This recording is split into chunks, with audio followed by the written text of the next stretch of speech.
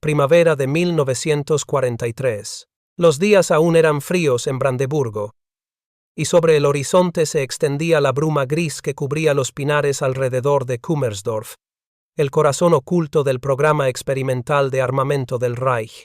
Allí, entre hangares vigilados por soldados armados y cobertizos camuflados bajo redes de camuflaje, la ciencia alemana probaba sus creaciones más ambiciosas: cañones de largo alcance, cohetes experimentales y tanques cuyo acero pretendía decidir el destino de Europa.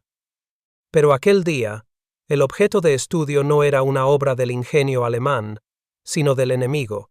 Había llegado en secreto desde Túnez semanas antes, embarcado por ferrocarril a través de Italia y Austria, un tanque americano M4 Sherman, capturado casi intacto durante las últimas batallas del norte de África. Su pintura verde olivo aún conservaba restos de arena y polvo sahariano.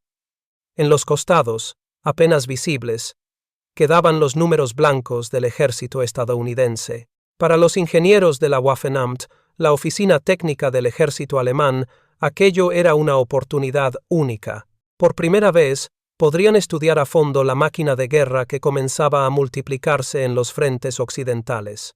Antes de continuar, cuéntanos desde dónde nos estás viendo, y si esta historia te llega al corazón, asegúrate de suscribirte, porque mañana he preparado algo realmente especial para ti.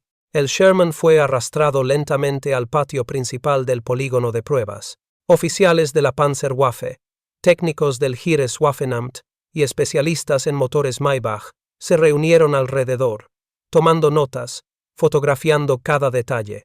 Algunos lo miraban con curiosidad, otros con cierta arrogancia.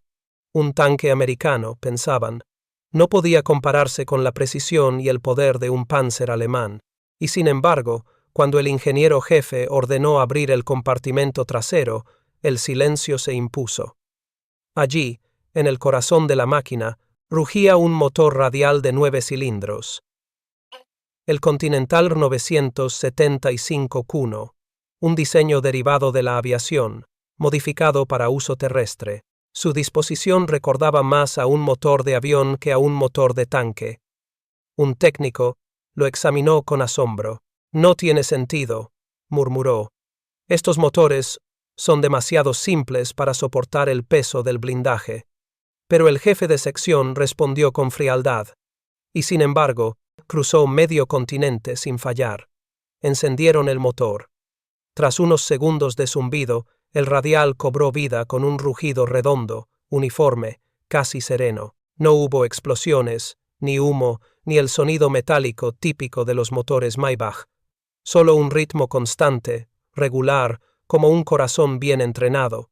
Los ingenieros tomaron nota: arranque fácil, vibración mínima. Respuesta inmediata.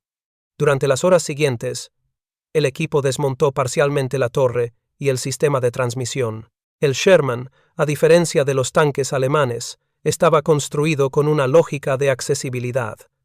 Las piezas se desprendían con rapidez, los cables estaban etiquetados, las tuercas eran intercambiables. Todo en su interior parecía diseñado no para la perfección técnica, sino para la simplicidad de mantenimiento. Una máquina para el soldado común, anotó uno de los ingenieros en su libreta. Pero no hay elegancia, replicó otro.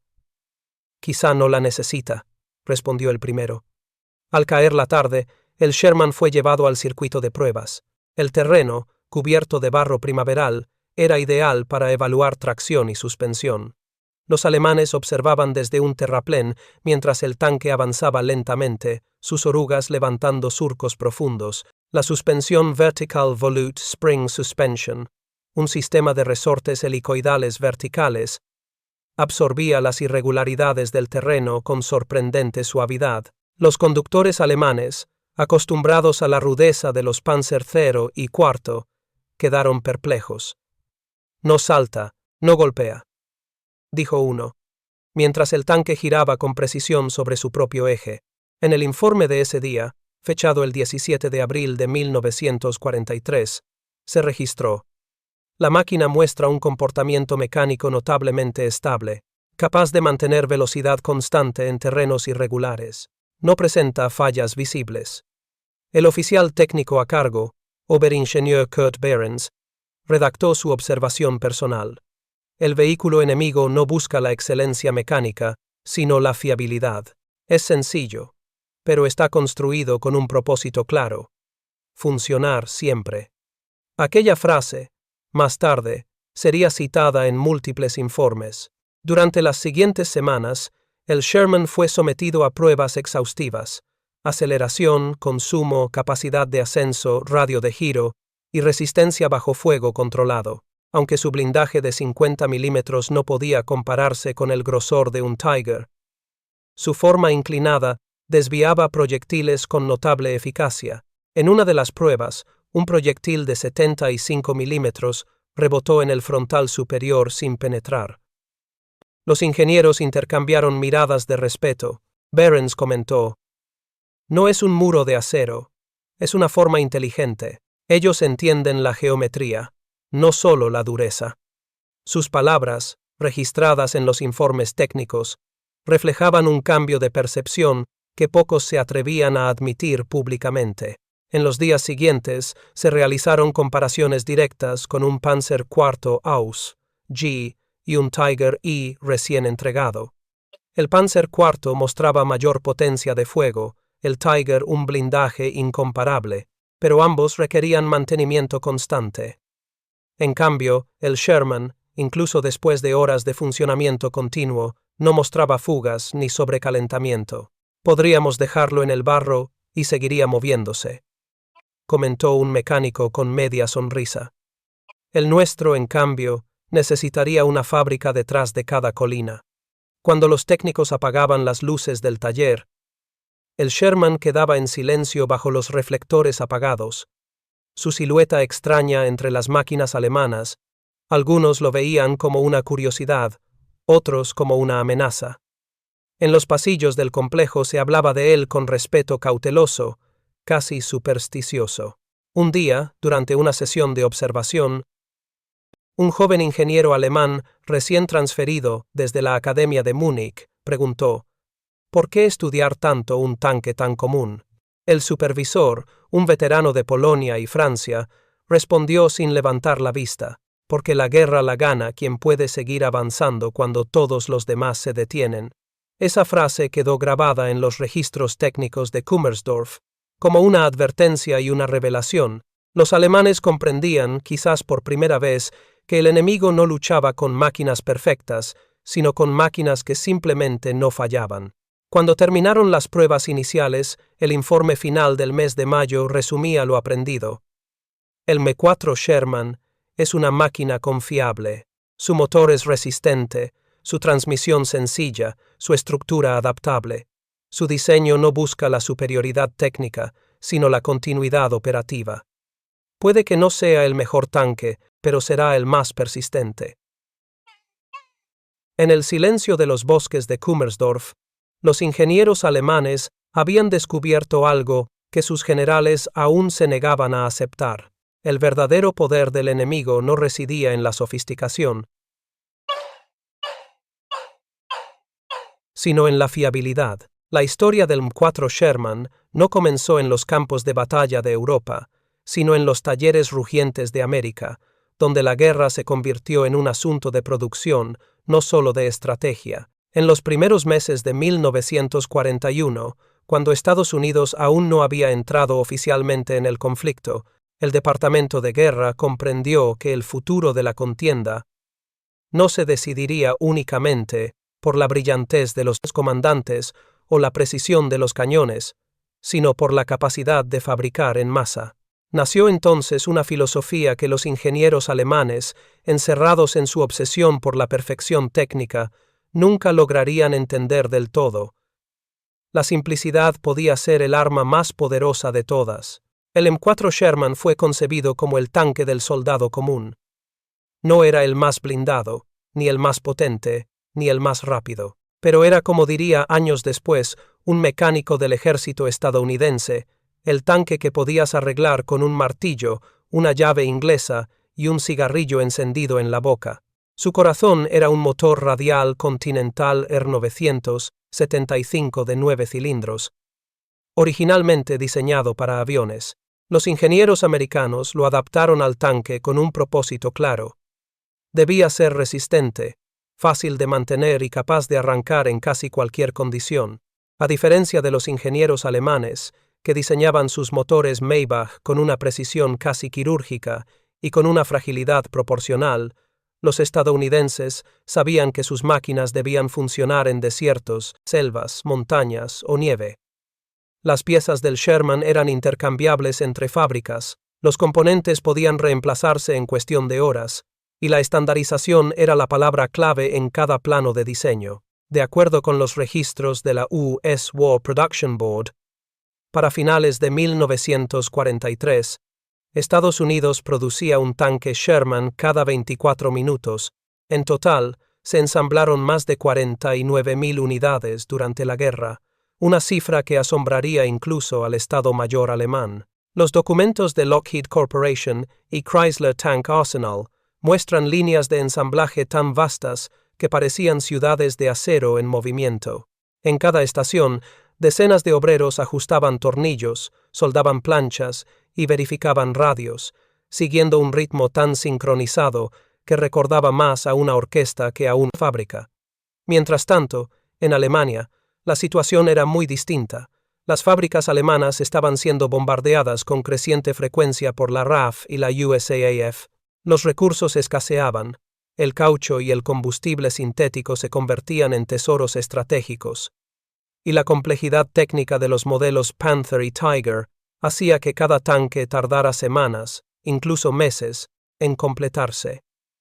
Cada unidad era una obra de arte mecánica, pero también una trampa logística. En los archivos del Heereswaffenamt, Oficina de Armamento del Ejército Alemán, se conserva una frase escrita por un oficial técnico tras revisar los informes de producción aliados: «Nosotros construimos joyas de ingeniería.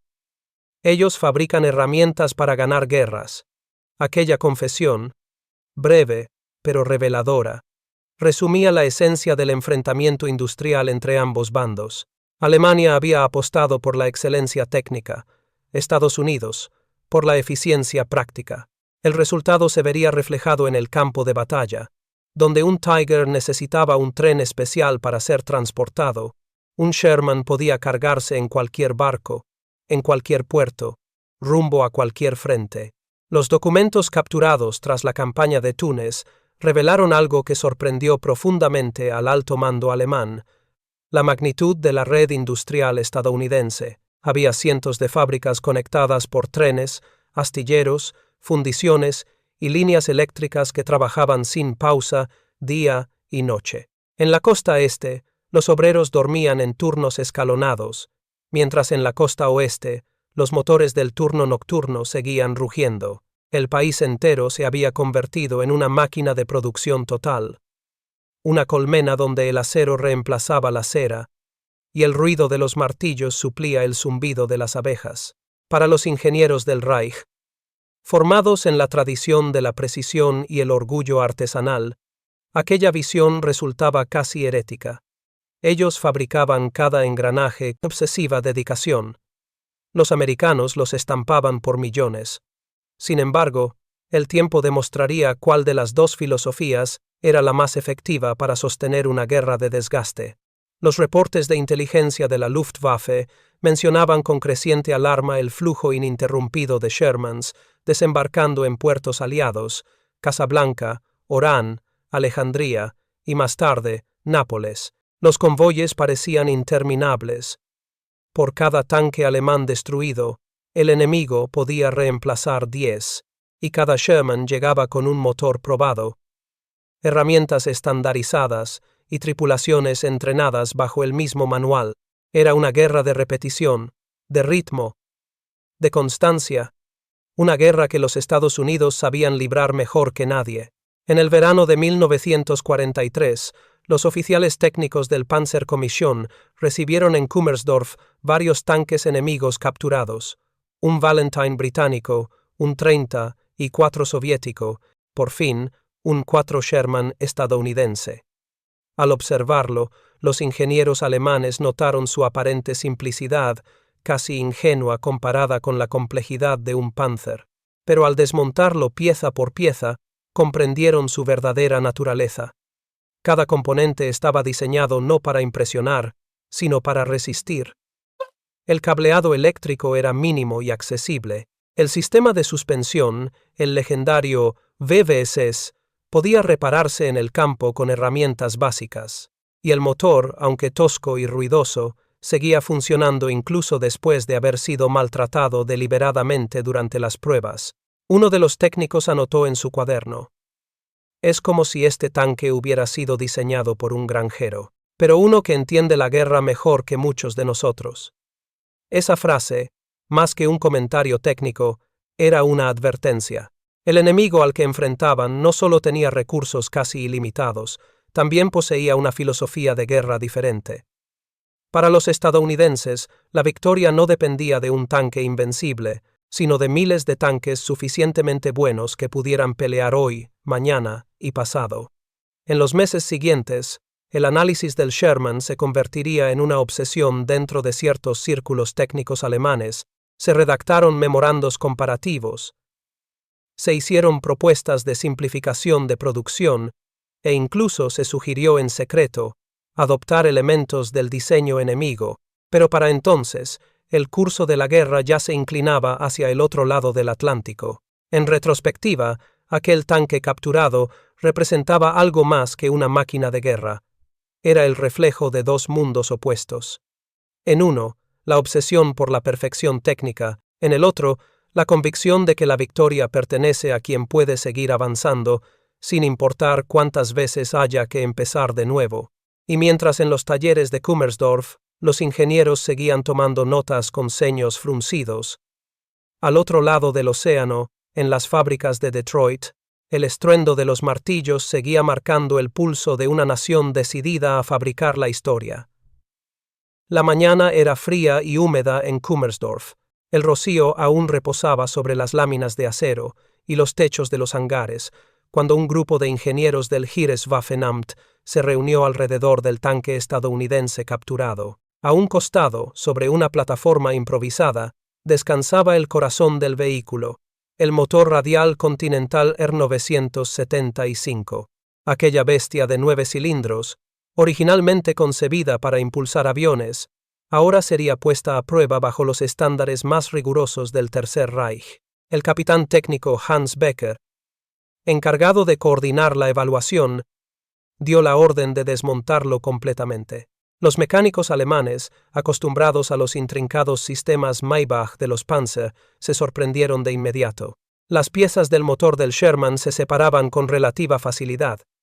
Los pernos estaban ubicados de manera lógica, los tubos y conductos eran accesibles, y no había un exceso de cables ni mecanismos ocultos. En cuestión de pocas horas, el motor estaba desarmado por completo, algo impensable con un motor alemán de la misma potencia. Mientras los técnicos analizaban el bloque principal, Becker anotó en su libreta una observación que más tarde se conservaría en los archivos del Waffenamt. Diseño elemental, pero de gran funcionalidad. El motor se adapta al mantenimiento rápido, incluso por personal no especializado. Luego, lo volvieron a montar pieza por pieza, esta vez, de manera deliberadamente descuidada. El propósito era claro: poner a prueba la tolerancia del diseño enemigo ante la negligencia. En condiciones normales, un motor alemán requería precisión quirúrgica. Una pequeña desviación o contaminación en el combustible podía causar una falla catastrófica. Pero con el motor americano, la filosofía era distinta. Estaba hecho para soportar la torpeza de un soldado exhausto en medio del barro y el fuego. Los ingenieros vertieron aceite de baja calidad, el mismo que había sido rechazado en los depósitos de la Luftwaffe. Mezclaron polvo fino y algo de barro en el sistema de admisión, simulando las condiciones del desierto del norte de África, donde aquel tanque había sido capturado. Luego, con cierta incredulidad, Becker dio la orden de encenderlo. El resultado dejó a todos en silencio. El motor arrancó con un rugido breve, áspero al principio, pero pronto se estabilizó con un ritmo constante. Las agujas de los indicadores se elevaron con normalidad. El humo era mínimo. Uno de los mecánicos, sorprendido, exclamó: «Esto no puede ser. Con un Maybach, ya estaría muerto». El registro técnico original de Kummersdorf, fechado en abril de 1943, recoge esa jornada con una frase precisa: «Inicia con facilidad incluso tras negligencia deliberada». Durante las horas siguientes, los técnicos sometieron el motor a pruebas cada vez más duras. Lo dejaron funcionando a máxima potencia durante más de 6 horas continuas, sin interrupción. Luego lo apagaron, lo enfriaron con agua fría y lo encendieron de nuevo. Lo movieron a un taller exterior, lo cubrieron con polvo y lo hicieron arrancar bajo temperaturas bajo cero. En todos los casos, el resultado fue el mismo. El motor respondía.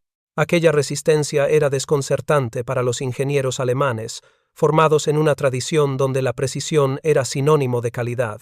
En los talleres de Maybach, un motor era una obra maestra, ajustada con tolerancias milimétricas, pulida y calibrada como un reloj suizo.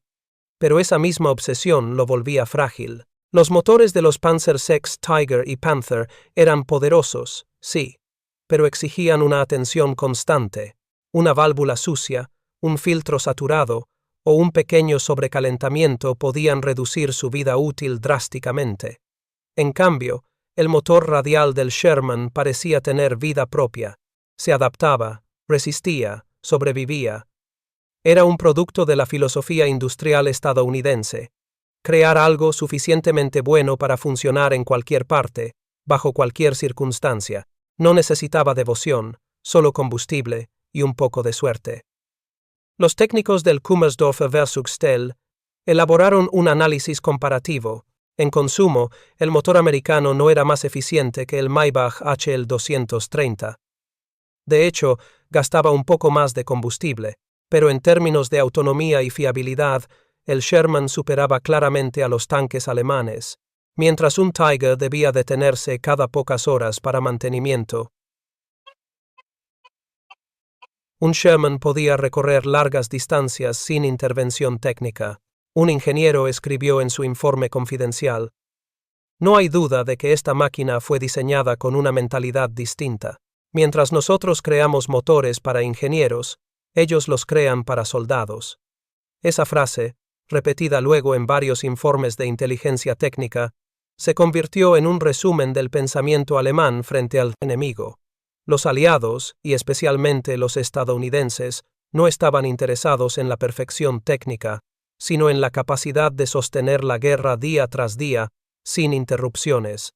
Durante una de las pruebas finales, Becker decidió realizar un experimento extremo. Retiraron el filtro de aceite y añadieron arena directamente al depósito. Los mecánicos observaron horrorizados cómo el polvo era absorbido por el motor en marcha. Cualquier otro propulsor habría colapsado en minutos. Sin embargo, el radial Continental siguió funcionando, cada vez más ruidoso, pero sin detenerse. Cuando finalmente se apagó, los técnicos midieron la temperatura interna. Había superado los límites seguros por un margen enorme, y, aún así, los daños eran mínimos. El informe resultante fue una mezcla de asombro y resignación. Los alemanes comprendieron que estaban ante un tipo de máquina que no pretendía impresionar a los ingenieros, sino obedecer a los soldados. Era un motor hecho para avanzar, sin importar las condiciones. En el lenguaje seco de los documentos técnicos, aquel hallazgo fue descrito con una frase que decía más de lo que aparentaba: sistema de propulsión con comportamiento anómalo favorable en escenarios de mantenimiento deficiente. Preparar y narrar esta historia nos llevó mucho tiempo, así que si la estás disfrutando, suscríbete a nuestro canal, significa mucho para nosotros. Ahora volvamos a la historia. Esa expresión, fría y burocrática, escondía una verdad que dolía al orgullo alemán. El enemigo había logrado lo que ellos consideraban imposible: combinar potencia, simplicidad y durabilidad en un mismo diseño. Al caer la tarde, los ingenieros apagaron las luces del taller. El motor quedó cubierto por una lona manchada de grasa. Becker, exhausto, escribió su última nota del día: «No entiendo cómo un diseño tan rudo puede ser tan eficaz. Pero funciona». Siempre funciona. Semanas después, cuando los resultados fueron remitidos a Berlín, algunos oficiales del Oberkommando des Heeres Alto Mando del Ejército interpretaron los informes con una mezcla de incredulidad y desprecio. El enemigo fabrica máquinas vulgares, sentenció uno de ellos. Pero los técnicos sabían que la verdad era otra. Aquellas máquinas vulgares estaban ganando la guerra. En Kummersdorf, el Sherman capturado seguía arrancando cada mañana sin importar el frío, la suciedad o la falta de mantenimiento. Era, en palabras de un joven ingeniero, un tanque que no se rinde, y aunque los alemanes nunca lo admitirían públicamente, en los pasillos del centro de pruebas comenzó a circular una frase que todos entendían, aunque nadie se atrevía a escribirla en los informes oficiales: quizá la guerra la ganen los que fabrican motores como este. El amanecer en Kummersdorf trajo consigo una expectación inusual. Los ingenieros alemanes, todavía asombrados por la resistencia del motor del Sherman, se preparaban para evaluar otro de sus componentes más intrigantes, el sistema giroscópico de estabilización del cañón de 75 milímetros. Aquella tecnología, mencionada en los informes capturados de los aliados, había despertado la curiosidad del Heereswaffenamt. Según los documentos estadounidenses, el tanque podía disparar con precisión incluso en movimiento, algo que para los técnicos alemanes de 1943 sonaba casi como una exageración propagandística. En el polígono de pruebas, un equipo de artilleros y observadores se reunió en torno al Sherman capturado. El capitán técnico Hans Becker, quien ya había dirigido las evaluaciones del motor, dio las instrucciones iniciales. Sin detenerse, ordenó: queremos ver si este sistema es más que un truco mecánico. El tanque avanzó lentamente por el campo, levantando una nube de polvo mientras su cañón giraba hacia el blanco. En el interior, un operador estadounidense, prisionero trasladado para colaborar con las pruebas, explicó brevemente el funcionamiento del estabilizador. Un pequeño giroscopio eléctrico conectado al cañón y al sistema hidráulico, diseñado para compensar los movimientos verticales del vehículo. El sistema, en teoría, permitía mantener la mira sobre el objetivo incluso mientras el tanque se desplazaba. Cuando el Sherman comenzó a moverse sobre terreno irregular, el cañón osciló apenas unos grados, pero la mira del artillero permaneció casi inmóvil. Luego vino la orden: ¡fuego! El estruendo del disparo resonó entre los árboles y, para sorpresa de todos, el proyectil impactó a menos de 1 metro del centro del blanco. El silencio que siguió fue revelador. Los ingenieros se miraron unos a otros, incrédulos. Uno de ellos murmuró: un concepto adelantado a su tiempo. Durante las horas siguientes, repitieron la prueba varias veces, a distintas velocidades y con distintos grados de inclinación del terreno. Los resultados se mantuvieron consistentes. El estabilizador permitía disparos razonablemente precisos, sin necesidad de detener el tanque. No era perfecto, pero en combate real, aquel margen de acierto podía significar la diferencia entre la vida y la muerte. En su informe técnico, Becker anotó: sistema giroscópico de estabilización de notable eficacia. Compensa el balanceo longitudinal durante el movimiento. Permite fuego aproximado con movilidad, lo que representa una ventaja táctica significativa. El descubrimiento generó un debate inmediato entre los oficiales técnicos. La doctrina alemana de blindados se basaba en la idea de que la precisión dependía del control total del vehículo, detenerse para disparar, moverse para reposicionarse. Esa táctica había funcionado bien con los Panzer III y IV en las primeras campañas, pero ahora, frente a una guerra más dinámica y con mayor densidad de fuego enemigo, la posibilidad de disparar sin detenerse parecía revolucionaria. El mayor Heinrich Lutz, experto en artillería de tanques, revisó el sistema durante horas. Lo observó con detenimiento, moviendo el cañón manualmente y analizando las reacciones del giroscopio. No tardó en comprender que el principio era sorprendentemente simple. El giroscopio, al detectar cualquier variación de inclinación o vibración, transmitía una señal eléctrica a un sistema hidráulico que corregía la elevación del cañón en tiempo real. No había nada especialmente misterioso. Era ingenio práctico, aplicado con eficacia. Podríamos adaptar algo así al Panzer IV, comentó Lutz, mientras examinaba el tablero de control. Becker asintió, pero su rostro reflejaba duda. Sabía que la idea era técnicamente posible, pero también que el alto mando la descartaría. Los recursos eran escasos, y el Reich estaba concentrado en la producción del Tiger y el Panther, proyectos que consumían materiales, tiempo y presupuesto. Cualquier innovación que implicara modificar líneas de montaje era vista como una distracción inaceptable. Días más tarde, el informe oficial fue remitido a Berlín.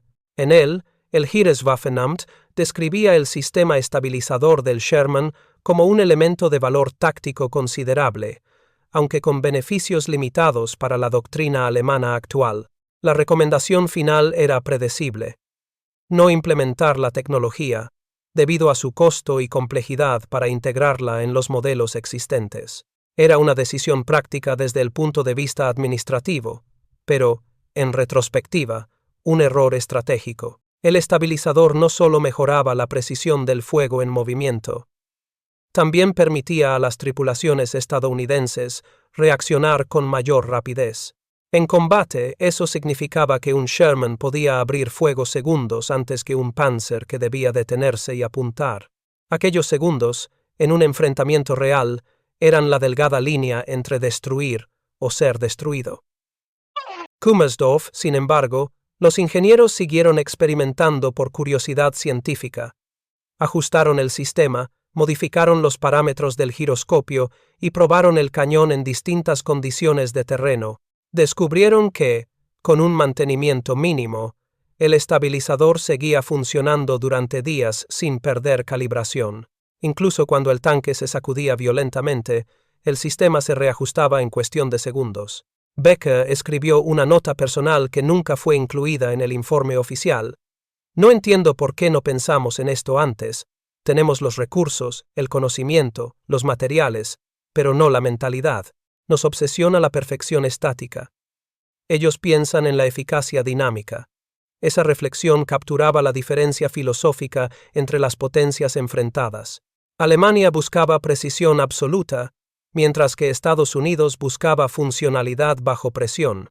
Donde los ingenieros del Reich veían una imperfección tolerada, los americanos veían una ventaja suficiente para ganar la batalla. Durante los ensayos finales, uno de los técnicos alemanes, un joven llamado Otto Remer, comentó en voz baja: si cada Sherman en el frente tiene esto, nuestros tanques ya están en desventaja. Becker no respondió, pero sabía que tenía razón. La guerra estaba cambiando, y la innovación estadounidense, aunque sencilla en apariencia, estaba redefiniendo las reglas del combate blindado. Cuando las pruebas concluyeron, el Sherman fue trasladado de nuevo al hangar principal. Los ingenieros apagaron las luces, dejando el tanque en penumbra. A su alrededor, los modelos alemanes parecían esculturas de acero, magníficas pero inmóviles. El Sherman, en cambio, con su modesto sistema giroscópico, representaba algo más que un avance técnico. Era un símbolo de una mentalidad distinta, una que priorizaba el movimiento sobre la precisión, la funcionalidad sobre la perfección. Años más tarde, en los informes, recopilados tras la guerra, los analistas del US Strategic Bombing Survey encontraron copias de los documentos de Kummersdorf. En los márgenes de uno de ellos, escrito a mano con tinta azul, podía leerse una frase breve pero reveladora: una ventaja táctica significativa, descartada por motivos económicos. Esa línea, perdida entre cientos de páginas técnicas, resumía toda una lección de la guerra industrial. Mientras Alemania seguía puliendo sus joyas de ingeniería, los Estados Unidos producían máquinas que podían fallar un poco, pero seguir luchando. Y, al final, eso fue lo que realmente importó. El tanque americano, inmóvil en el centro del hangar de Kummersdorf, parecía un invitado silencioso entre sus anfitriones de acero gris.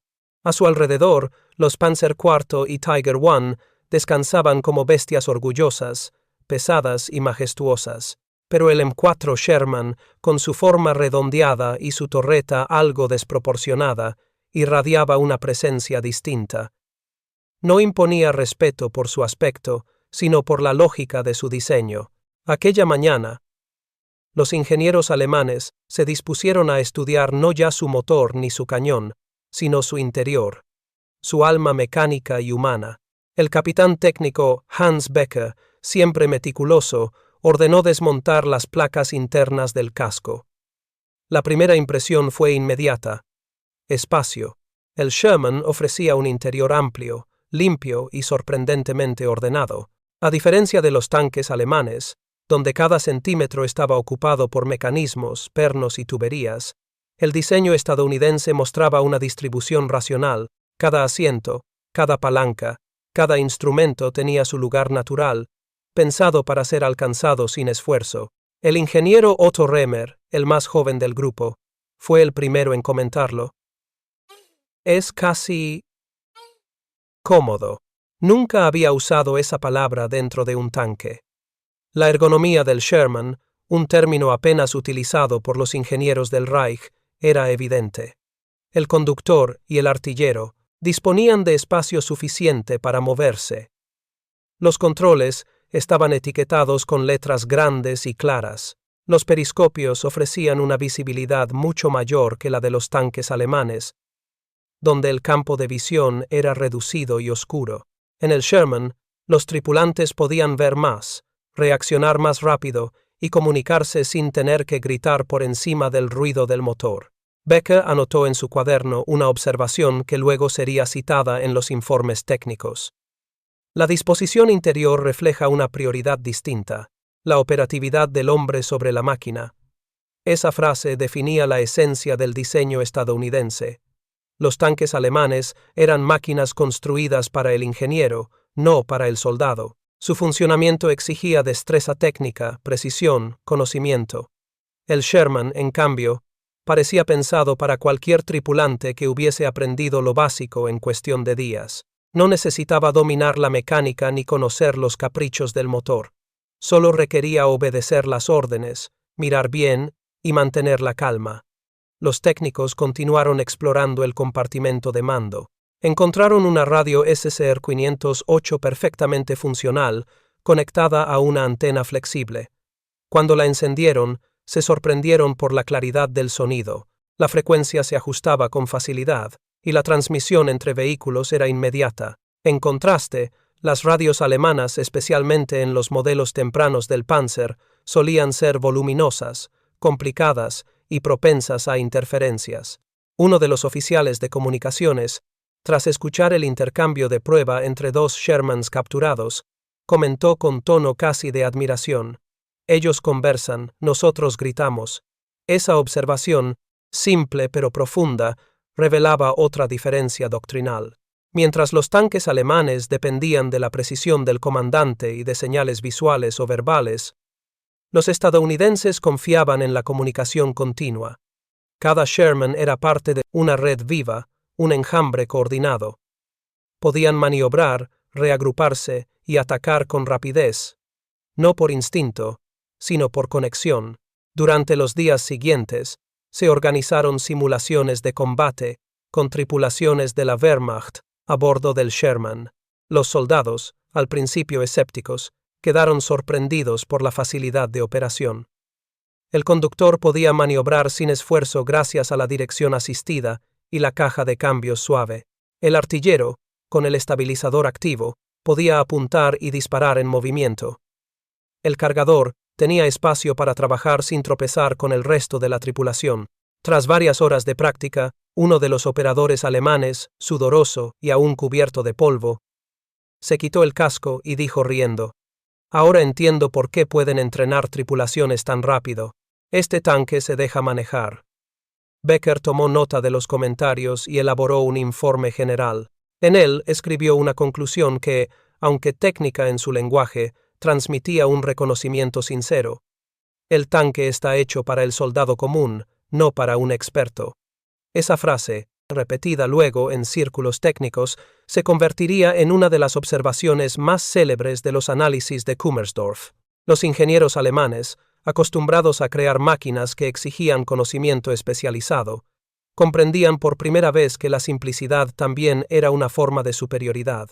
Mientras continuaban las pruebas, Reimer descubrió otro detalle revelador: el sistema de evacuación del Sherman. La escotilla superior podía abrirse rápidamente, incluso bajo presión, y las salidas laterales estaban diseñadas para permitir una retirada en segundos. En comparación, los tanques alemanes, especialmente el Tiger, eran casi trampas mortales en caso de impacto. En más de un informe de combate, los tripulantes de los Panzer habían muerto asfixiados o atrapados, porque sus escotillas se bloqueaban con facilidad. Becker observó el mecanismo del Sherman y suspiró. Ellos piensan en salvar a sus hombres, nosotros pensamos en salvar la máquina. Aquella frase, aunque no fue registrada oficialmente, fue repetida por los técnicos durante años. Resumía un contraste humano más que industrial. Los estadounidenses habían construido sus tanques en torno al soldado, mientras que Alemania los había construido en torno a la máquina. Las pruebas concluyeron después de varias semanas. El Sherman fue devuelto al hangar, marcado con pintura blanca, y un número de serie experimental. Los ingenieros presentaron su informe final al Oberkommando des Heeres. La conclusión general, redactada en un tono seco y burocrático, reconocía el valor del diseño enemigo, pero lo minimizaba estratégicamente. El tanque americano, M4, aunque inferior en blindaje y armamento, muestra ventajas significativas en ergonomía, comunicación interna y mantenimiento. Estas características, si bien no decisivas en duelos individuales, aumentan su rendimiento táctico sostenido. En Berlín, pocos prestaron atención al documento. El Reich estaba volcado en el desarrollo del Tiger II y en la producción desesperada de cazatanques. Nadie, en los despachos del alto mando, imaginaba que aquella máquina sencilla, casi humilde, sería el verdadero protagonista de los campos de batalla del futuro. Años más tarde, en 1952, durante una conferencia sobre tecnología blindada en Hamburgo, un antiguo ingeniero de Kummersdorf, ya retirado, fue entrevistado por un periodista británico. Cuando le preguntaron qué había sentido al analizar el Sherman, el hombre guardó silencio un momento antes de responder. Era como si el enemigo hubiera entendido lo que nosotros olvidamos. El periodista le pidió que explicara qué quería decir con eso. El ingeniero sonrió con melancolía y añadió: «Olvidamos que el soldado es más importante que la máquina». Ellos lo recordaron. Esa confesión, publicada décadas después, cerró simbólicamente la historia del Sherman en Kummersdorf, porque, más allá de su acero, su motor o su cañón, aquel tanque representaba una filosofía, la de una guerra ganada no por los más sofisticados, sino por los que mejor comprendieron la unión entre el hombre y la máquina. Los primeros informes sobre la producción estadounidense llegaron a Kummersdorf en el verano de 1943, junto con el Sherman capturado en Túnez. En un principio, los ingenieros alemanes creyeron que los números eran exagerados, propaganda aliada, diseñada para intimidar, pero al contrastarlos con los datos obtenidos por el Abwehr y los reportes del Allied Translator and Interpreter Section, comprendieron que no había exageración alguna, era la pura realidad. Los Estados Unidos no solo estaban fabricando tanques, estaban construyendo un ejército mecanizado con la misma eficiencia con la que producían automóviles en Detroit. A medida que los técnicos alemanes analizaban los documentos y fotografías de las líneas de montaje en Michigan, Ohio y Pensilvania, el asombro dio paso a una mezcla de respeto y temor. Donde Alemania contaba con talleres especializados, los estadounidenses tenían fábricas enteras trabajando las 24 horas. Donde los ingenieros del Reich ensamblaban tanques casi de manera artesanal, los americanos habían convertido la guerra en un proceso industrial. El Sherman era el ejemplo perfecto de aquella mentalidad. Su diseño estaba pensado desde el principio para la producción en masa. Cada componente, desde la torreta hasta las ruedas de rodaje, podía fabricarse por separado en distintas fábricas y luego ensamblarse sin dificultad. No importaba si una pieza provenía de una planta en Illinois o de otra en Nueva Jersey. Encajaría perfectamente. Esa estandarización, una palabra que en los círculos técnicos alemanes se consideraba vulgar, se convirtió en la clave del poder logístico aliado. En Kummersdorf, Los ingenieros realizaron un cálculo comparativo. Un tanque Panther requería aproximadamente 150.000 horas de trabajo humano. El Sherman, en cambio, podía ensamblarse en menos de la tercera parte de ese tiempo. Mientras una fábrica alemana producía un solo tanque pesado, los estadounidenses fabricaban hasta 10 Sherman. El capitán Hans Becker, encargado de supervisar la evaluación, escribió en su diario técnico: «Cada tornillo, cada soldadura del Sherman grita eficiencia. No hay nada superfluo, nada elegante, pero todo cumple su propósito». Las cifras resultaban aún más impactantes cuando se analizaban en conjunto. Según los registros de la US War Production Board, para finales de 1943, Estados Unidos había construido más de 30.000 tanques Sherman. En ese mismo período, Alemania apenas había completado unos pocos miles de Panzer IV y Panther combinados. Era una diferencia que ya no podía compensarse con diseño o pericia. Los informes que llegaban desde los frentes confirmaban lo que los ingenieros temían. Por cada tanque alemán destruido, había varios Sherman listos para reemplazarlo. La industria estadounidense no entendía la guerra como un arte de perfección mecánica, sino como una ecuación de volumen, tiempo y logística. Si un tanque se perdía, otro tomaba su lugar. Si un motor fallaba, se cambiaba en minutos.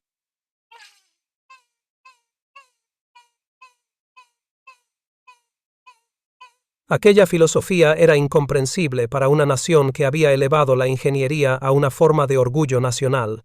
Durante una sesión de análisis, uno de los ingenieros, el Dr. Kurt Heller, veterano de la industria automotriz alemana, observó una fotografía de la planta de Chrysler en Detroit. En la imagen se veían decenas de Sherman avanzando lentamente por una cinta transportadora, mientras cientos de obreros en monos de trabajo ajustaban piezas, probaban motores y montaban cañones. Heller dejó el documento sobre la mesa y murmuró en voz baja: «Nosotros fabricamos joyas, ellos fabrican ejércitos». Esa frase resonó en la sala y fue incluida, casi literalmente, en los informes finales de Kummersdorf. Se convertiría en una de las citas más célebres de toda la documentación técnica alemana de la época.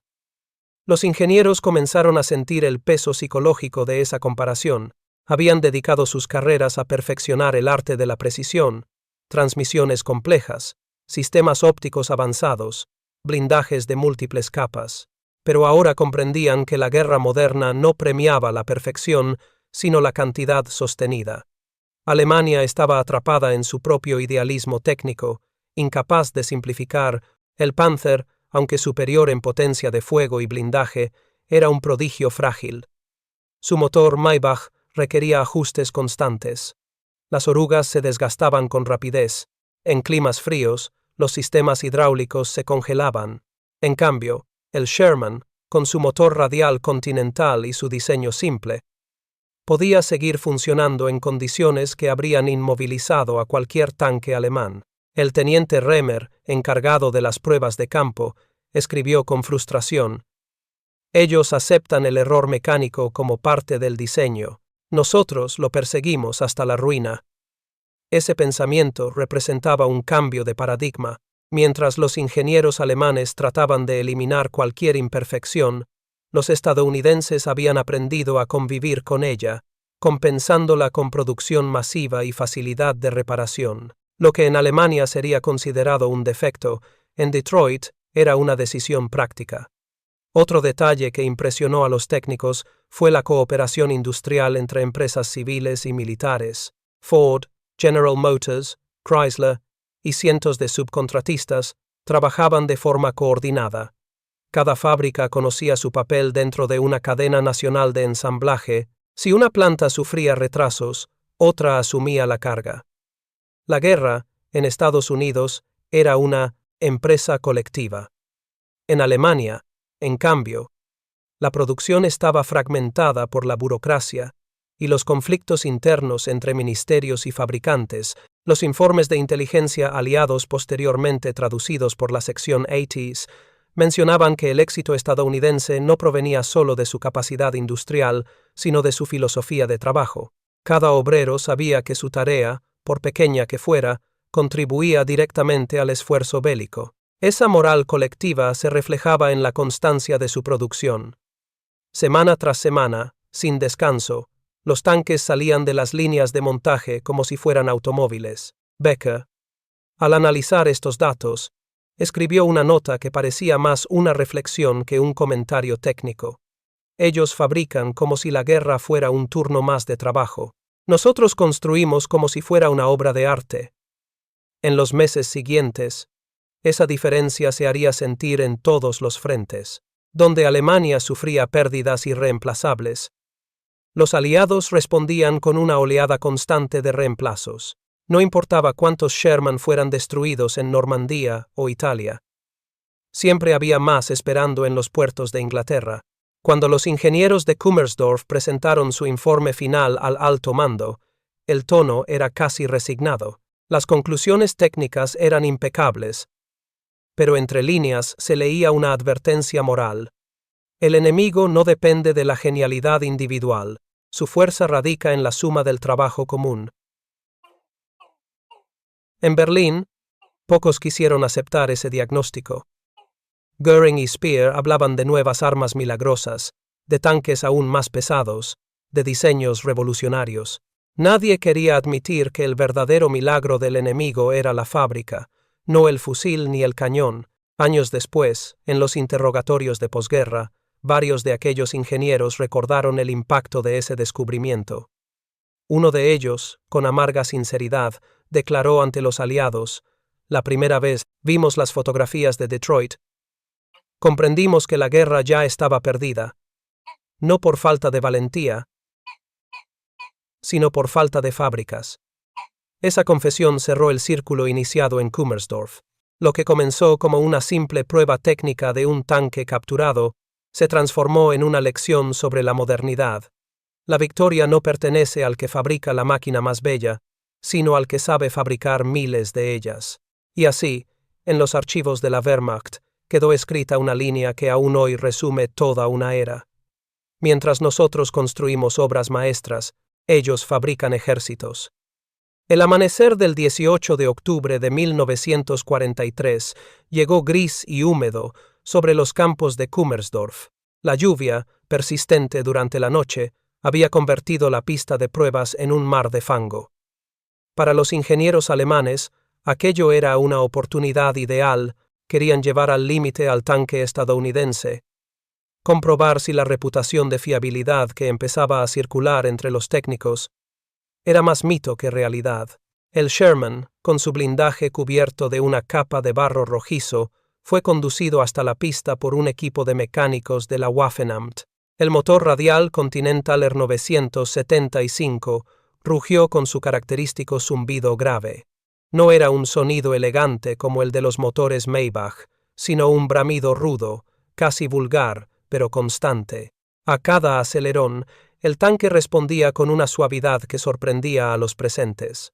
Las primeras pruebas consistieron en simples desplazamientos sobre el terreno húmedo. El objetivo: medir la tracción, la adherencia y la capacidad de respuesta del sistema de suspensión. Los ingenieros observaron cómo el Sherman avanzaba sin esfuerzo, hundiéndose en el barro hasta las orugas, pero continuando sin detenerse. El sistema de bogies con resortes verticales, diseñado para absorber impactos y mantener la estabilidad, mostraba una eficiencia que nadie esperaba. Uno de los técnicos tomó notas con cierta incredulidad. En su libreta escribió: «El vehículo se comporta como si el barro no existiera. La suspensión mantiene su curso, ninguna vibración significativa». A continuación, repitieron la prueba en condiciones más extremas. Ordenaron llenar la pista con agua hasta cubrir media altura de las orugas. El Sherman, con su peso de más de 30 toneladas, debía atravesar la trinchera improvisada. En los tanques alemanes, aquel tipo de prueba solía terminar con los mecánicos arrastrando un cable de remolque, pero el Sherman, sin titubear, cruzó la zanja. El motor mantuvo el ritmo, los escapes humeaban, y el tanque emergió al otro lado como si nada. El ingeniero jefe, el Dr. Wilhelm Krauss, levantó la vista de sus documentos y murmuró en voz baja: «No es bonito, pero es invencible». En los días siguientes, las pruebas continuaron en distintos tipos de terreno: arena, grava, nieve compactada. En todos los casos, el Sherman cumplió con las expectativas y en ocasiones las superó. El motor radial, a pesar de estar expuesto a polvo y humedad, arrancaba una y otra vez sin reparaciones mayores. Los técnicos intentaron provocar fallos deliberados. Añadieron aceite sucio, retiraron filtros, forzaron sobrecalentamientos. El tanque siguió funcionando. El informe técnico número 46 de Kummersdorf dejó constancia del resultado. Incluso bajo condiciones simuladas de mantenimiento deficiente, el vehículo conserva plena operatividad. No se observan fallos críticos en motor, transmisión ni suspensión. Los mecánicos alemanes, acostumbrados a tratar con máquinas que requerían atención constante, no podían ocultar su asombro. Un sargento veterano, que había trabajado en los talleres de mantenimiento de los Panzer IV, comentó a sus colegas durante un descanso: «Nuestros tanques son relojes suizos. Este es un martillo, y sin embargo, el martillo no se rompe». En una de las últimas pruebas, los técnicos decidieron poner a prueba la maniobrabilidad del Sherman en condiciones de combate simulado. Dispuso el vehículo en un circuito de obstáculos con rampas, zanjas y pendientes. Un conductor de la Wehrmacht, elegido por su experiencia en el frente oriental, tomó los controles. Durante la maniobra, el tanque giró, disparó y retrocedió sin detenerse ni una sola vez. Los observadores registraron cada segundo, cada vibración, cada disparo. Al final, el veredicto fue unánime. El tanque estadounidense podía desplazarse y combatir simultáneamente, sin pérdida significativa de rendimiento. En los comentarios finales del informe, alguien escribió una frase que resumía el sentimiento general: «Podemos destruirlos, pero nunca detener su avance». Esa observación, simple pero demoledora, reflejaba una verdad que empezaba a calar entre los técnicos del Reich. Los tanques aliados, en especial el Sherman, no ganaban por superioridad técnica, sino por su implacable resistencia y adaptabilidad. Era una máquina diseñada no para impresionar, sino para sobrevivir.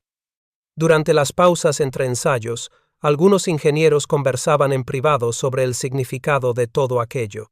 Reconocían, con cierta amargura, que el exceso de perfeccionismo alemán había terminado por convertirse en un obstáculo. Mientras ellos perseguían la máquina ideal, el tanque invulnerable, el motor perfecto, el blindaje impecable, los aliados habían comprendido que la guerra real no premiaba la perfección, sino la capacidad de mantener el ritmo bajo presión.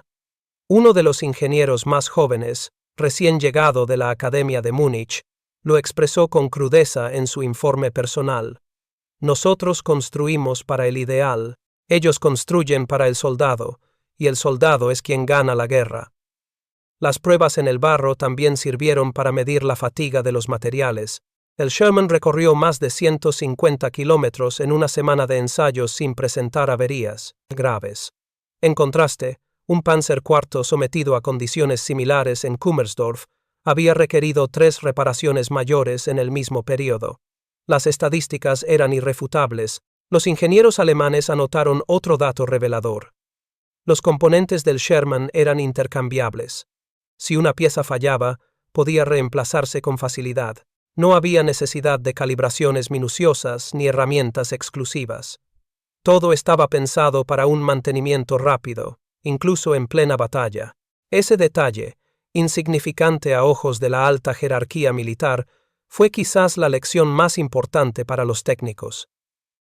En una reunión final, el Dr. Kraus presentó sus conclusiones ante un grupo de oficiales. Su exposición fue sobria, casi incómoda. El M4 Sherman representa un concepto de guerra industrial que supera nuestra comprensión. Es un vehículo robusto, eficiente y, sobre todo, constante. Donde nosotros buscamos la perfección, ellos buscan la continuidad. Y la continuidad gana guerras largas. Los oficiales escucharon en silencio. Algunos asintieron con respeto, otros con desdén. Pero todos sabían que las palabras de Kraus contenían una verdad dolorosa. Alemania estaba librando una guerra de ingenieros. Estados Unidos, una guerra de producción. Al finalizar la jornada, mientras el sol caía sobre el campo enlodado, los técnicos observaron cómo el Sherman permanecía estacionado, cubierto de barro y con el motor aún tibio. Ninguno de los presentes imaginaba que aquel tanque, probado en secreto en los bosques de Brandeburgo, simbolizaba el futuro de la guerra moderna. Años después, en las memorias de uno de los ingenieros sobrevivientes, apareció una frase que resumía aquel descubrimiento. El barro de Kummersdorf nos enseñó lo que el acero no quiso admitir. El verdadero poder no estaba en la precisión, sino en la persistencia. Y así, entre el fango, la lluvia y el rugido constante del motor estadounidense, los hombres del Reich comprendieron, quizás por primera vez, que la guerra ya no pertenecía al ingeniero, sino al obrero. En 1945, con el Reich en ruinas y los laboratorios de Kummersdorf ocupados por tropas aliadas, varios de los ingenieros que alguna vez probaron el Sherman fueron interrogados por oficiales estadounidenses y británicos.